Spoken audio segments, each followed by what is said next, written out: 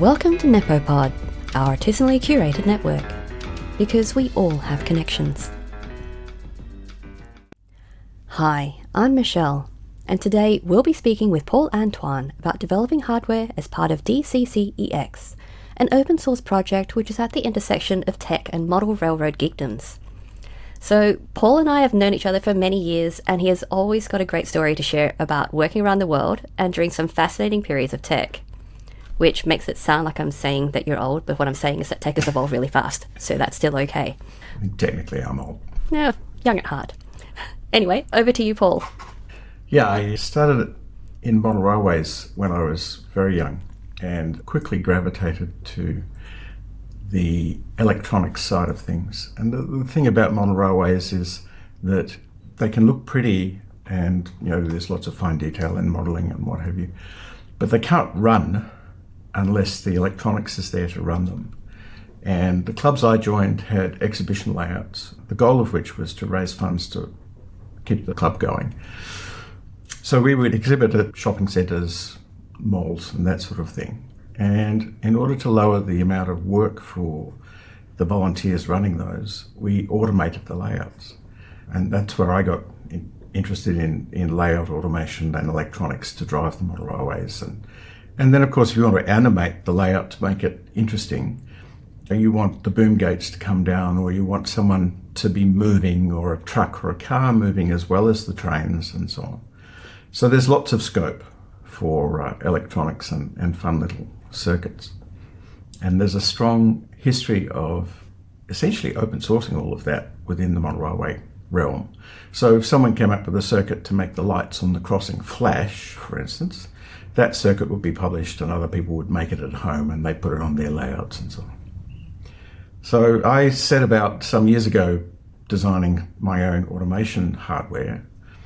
And when I came back to it recently to essentially apply latest technology to it and see whether it could even be perhaps viable as a product, I went looking for software projects already in this realm and found DCC-EX.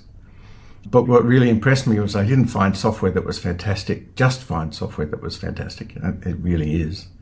But it's written by the same kinds of people as me, polymaths with very strong autism and ADHD tendencies. So these are software engineers and hardware engineers in real life, but they apply all of that to model railroading. But I also found a really nice bunch of people to interact with. And so I ended up joining a community and contributing to the building of a community. And in the last year or so, we've gotten a great deal of momentum going. So I went looking for technology and I found my people, which is, I think, the very best aspect of open source when it works is the kind of community you can land in. So that's where I've ended up. And we've produced our first open source hardware early last year. That's gone gangbusters and it's increased our reach tremendously. And I'm looking at a screen at the moment where my latest prototype is almost ready to ship from Shenzhen. And if that has the impact we think it has on the model railroading world, it's going to completely upend the commercial suppliers. That's awesome. Well, what got you into actually wanting to build those boards for yourself? As I said, I started my model railroading club experience at a club that built exhibition layouts.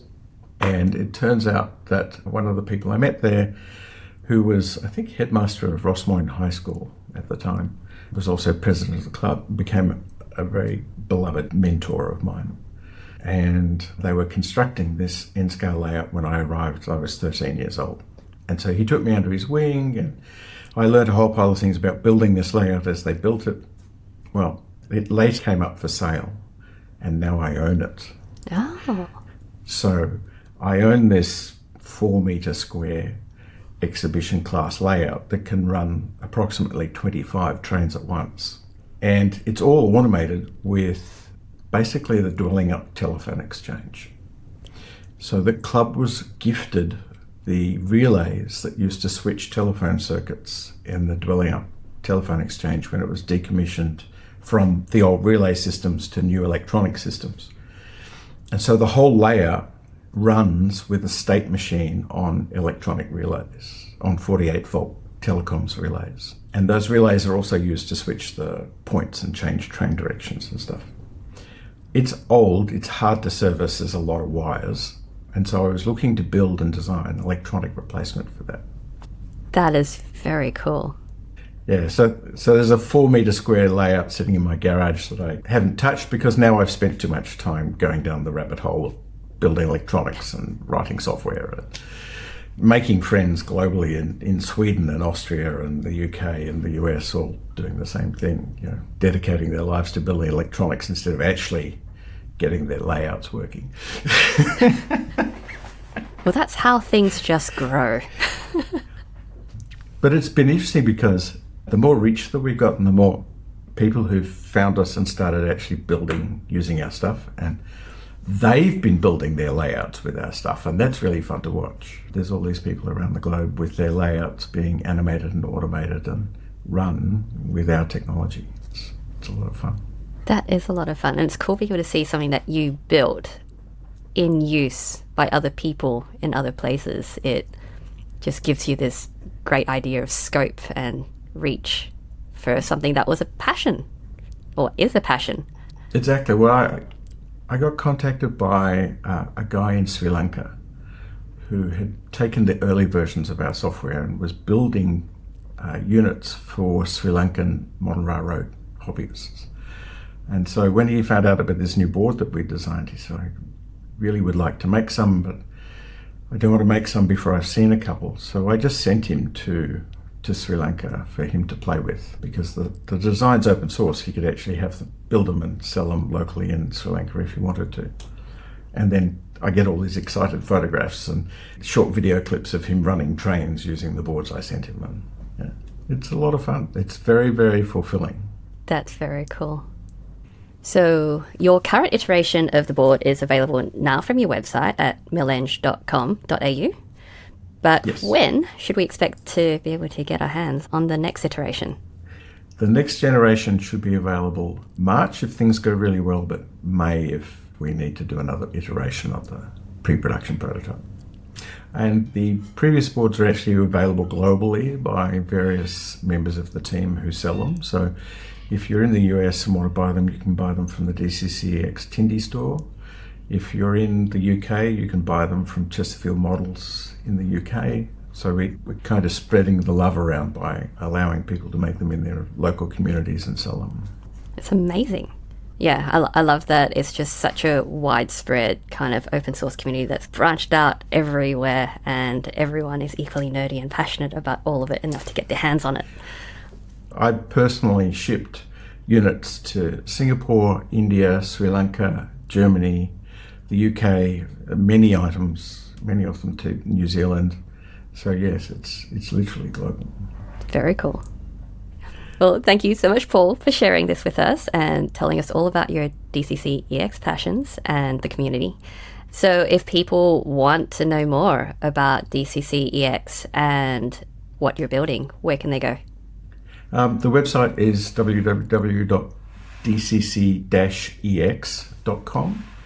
We actually use the donations we get to pay for all of the website hosting, what have you. All the code's up on GitHub, and there are multiple different projects and sub-projects. So we've got the main command station, we've got turntable projects. So it's become a sort of gathering place for a range of different projects. That is amazing. And one thing we like to wrap up NepoPod with at the end of each episode is, what are you most excited for at the moment? That's a very good question. I'm going on holidays to Japan and snowboarding for the first time since 2016, I think, actually, so nearly 8 years.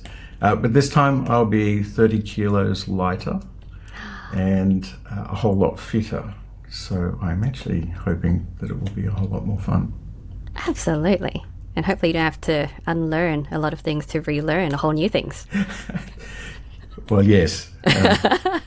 Mostly the learning one needs for snowboarding is not falling down.